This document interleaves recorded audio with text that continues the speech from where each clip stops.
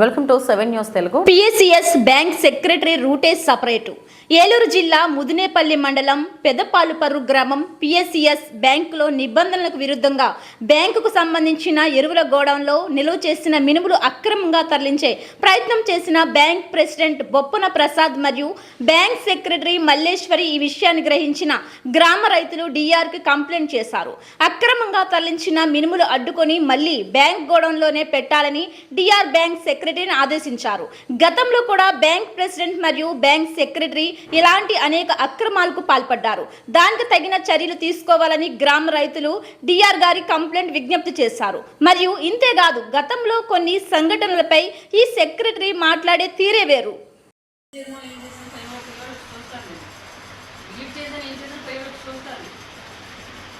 Pin ఉంటాయిగా, మరి ఇప్పుడు ప్రత్యేకంగా మీరు దాని గురించి దాన్ని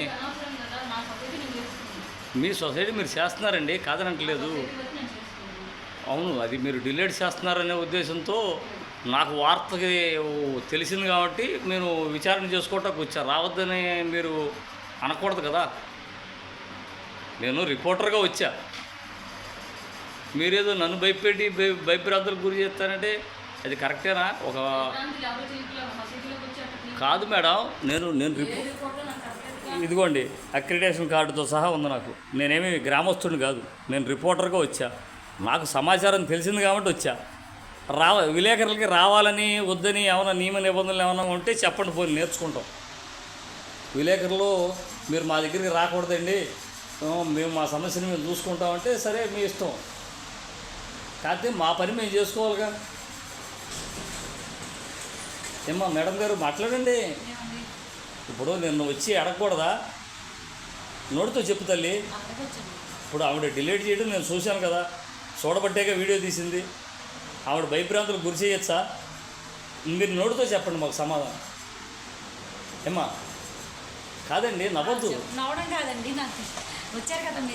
నేను మీ ఎదురుకుండానే జరిగింది ఈ టాపిక్ అంతా. ఇప్పుడు ఆవిడ డిలీట్ చేయొచ్చు అంటే నేను వీడియో తీసా, అంతేగాని నా సొంతంగా ఏం తీసుకోలేదుగా. ఆ విషయం నాకు తెలియబట్టి నేను వచ్చా. ఇదిగో నా అక్రిడేషన్ కార్డు, నేను రిపోర్టర్ అనే దానికి గుర్తింపు. ఇది గవర్నమెంట్ ఇచ్చింది, ఇది మామూలుగా ప్రైవేట్గా ఇచ్చింది కాదు. మీరు అలాంటప్పుడు మీరు వీడియో తీస్తాను ఫోటో తీస్తానని చెప్పి నన్ను భయభ్రాంతులు గురి చేస్తారా? మీరు చేసే తప్పుని నేను అడుగుతాకు వచ్చినప్పుడు మరి మీరు అలా మాట్లాడచ్చా? పెద్ద అధికారిగా ఉండి మళ్ళీ సపోర్ట్గా మీరు అలాగే నిజం నోటితో మాట్లాడండి. అది డిలీట్ చేస్తున్న మాట నిజం ఒకటిదా?